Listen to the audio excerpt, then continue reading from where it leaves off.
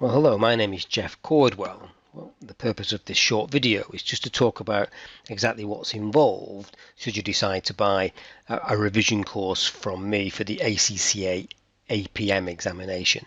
My contact details are on the screen there and they'll be repeated later, and obviously if anything's not clear I just simply encourage you to reach out to me. WhatsApp is brilliant, isn't it? And certainly you could use WhatsApp to do that. The first thing to say, I suppose, is, who am I? Well, as I say, my name is Jeff Cordwell. I'm a qualified chartered accountant in, would you believe, 1985 I qualified. And I fairly quickly realised, I think, that I wasn't that interested in financial accounts or tax or auditing, and I was much more interested in performance management as a topic, or management accounting as a topic. Leave the counting of the beans to the financial accountants, or leave the taxing of the beans to the taxation people and so forth, and check the beans if you wish, Mr. Auditor. But I was interested in growing more beans, and I'm, if you like, passionate about the idea of performance management, and as a result, therefore, I've created my own products. I do have, obviously, tuition courses, revision and mock exams, along with something called a video exam kit. But the main purpose of this video is to talk about the revision course product itself. The first thing I'd say, I suppose, is that the platform that I use is a Moodle-driven course, and you may well be familiar with that, but then again, you may not be. And I have to say, of all the platforms that I looked at, it's the one that I felt was just the most easy to use, and indeed the most reliable. It's a massive concern, Moodle, used by a lot of American universities, and in for that matter, British universities.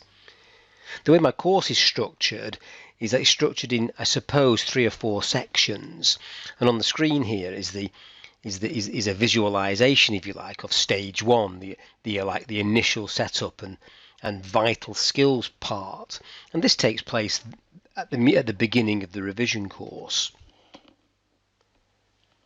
And once you've watched the initial introduction, which talks about how the course works, assuming that you've bought it, there's a couple of sections here, can you see, in number 2 and number 3, talking about the ACCA practice platform and indeed remote invigilation. Remote invigilation has become a thing, hasn't it, after COVID-19 invaded our world. It's very important, I think, before you start a revision course, just to make sure you've got the right technology, that you set up properly on the practice platform, and certainly for those doing CBE, that's a clearly essential. If you're doing paper-based, you needn't to worry about those sorts of things.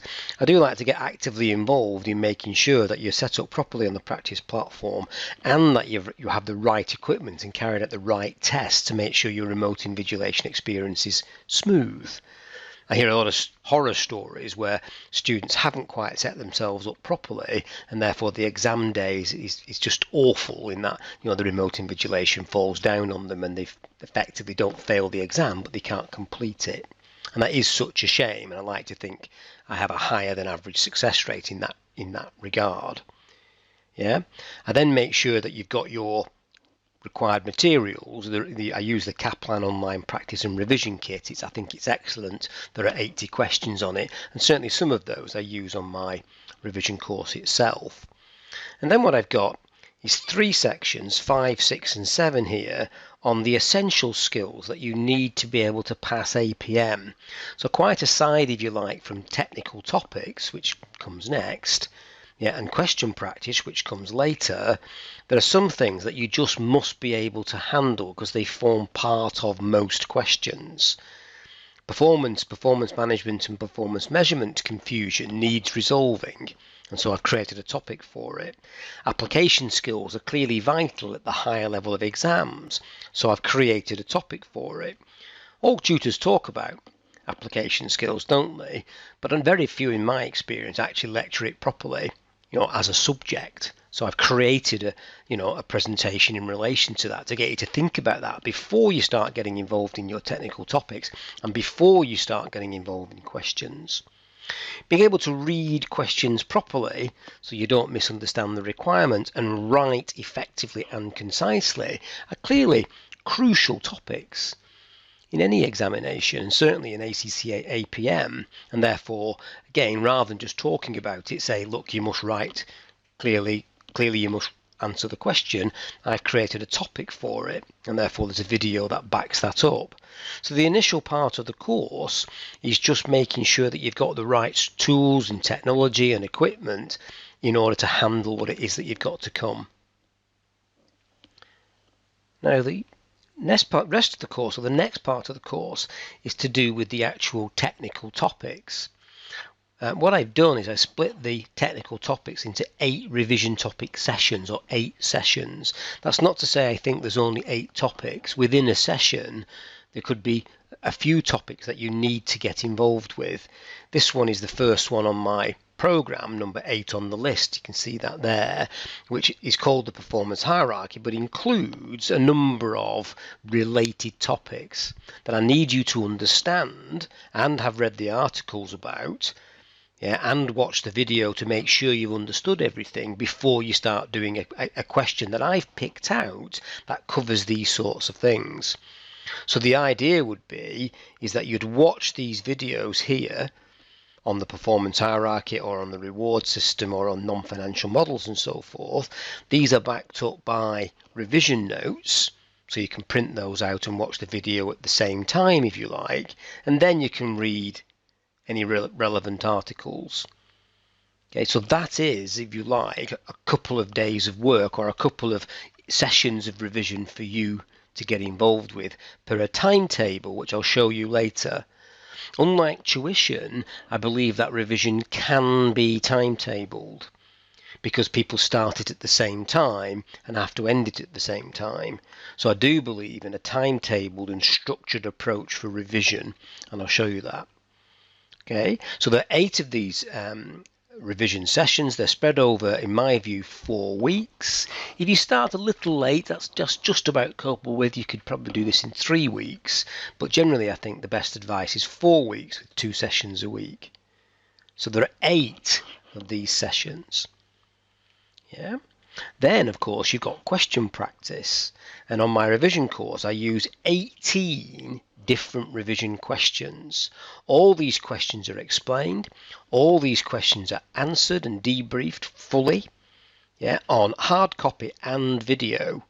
So on the screen here you've got a homework question called Dashboard Services, just as an example. That won't be on every revision course I provide. That question's used some of the time. And what you've got here is a video showing exactly what I think about the question and its answer. Yeah, you've got a copy of the question, a copy of my version of the answer. One of the problems I think with the examiner's answers is that people say that they're too long, and sometimes I think they're not great in terms of layout either. So I produce my own answers, a little bit more succinct, doable in the time, guarantee yourself a pass mark. I do both those things, annotated and clean. Okay, so that is one example of one of the 18 questions. Some of those questions it'll say is submittable or is a marked question, and 4 of them they are submittable for marking and feedback on my revision course. That is just so important. I like to think one of my key strengths really is to be able to look at someone's writing and get in behind what they're thinking and help them think differently to write better and score better. You should, whatever you do with the revision courses, even if you don't decide to buy this one, I certainly think you ought to be looking very hard at something that will give you proper marking and proper feedback, and I like to think that I do that. I mentioned a timetable, and this is my version for June 2021, just the top part of it. I don't want to show everything, do I suppose, which gives you dates. You can see guideline start dates there. As I mentioned earlier, you don't have to start on the 26th of April, or indeed officially my revision course starts on the 3rd of May, but there's a little bit of pre-work to get set up and the introduction, as I talked about before, on the practice platform, and make sure you've got your remote invigilation sorted out and so forth, and watched your critical skills videos. So the official launch date, I suppose, is the 3rd of May, but I get people to do something before that if they can. Yeah. And so here we've got on the 3rd of May, once we get going properly, the titles, performance hierarchy, as we mentioned. You've got to read certain revision notes. You've got to then do 1, 2 questions. These are not submittable for marking. Whereas on the 6th of May, second half of the week, topic title, budget and variances, read revision notes as indicated here, budgeting fundamentals and so forth, then do question 3 and 4, and the yellow one is submittable for marking, and it's submittable for marking on the 10th of May. So you can see what you've got is something that's really highly organised. You can step away from this programme if you wish and work to your own timetable. However, if you're going to do my course, you need to submit these questions roughly on time so that I can mark them efficiently. So, in terms of materials, what does the course include? I've already mentioned that there are revision notes. I call these a topic in 10, which is that they cover the main areas of the syllabus first and foremost, and then at the back of each revision note there's a summary of the 10 key points, the things that you just must know, and those topics in 10 summaries are very handy for the last minute revision. But the revision notes themselves might be 3 or 4 or 5 pages each topic, and then a topic in 10 summarisation at the end.